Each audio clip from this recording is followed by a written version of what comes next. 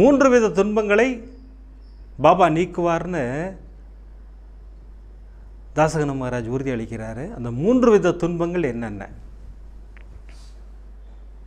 அருமையான கேள்வி அது.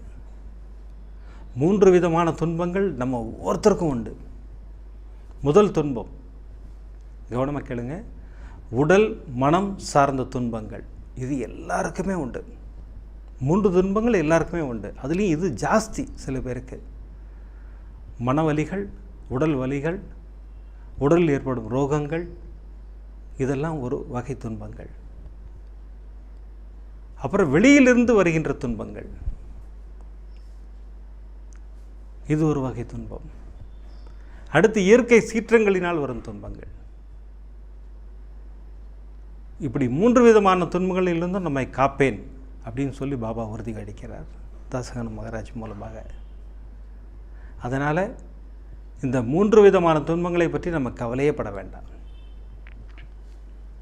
எப்படின்னு கேட்டிங்கன்னா, ஸ்தவன மஞ்சரி பாராயணம் பண்ணணும்.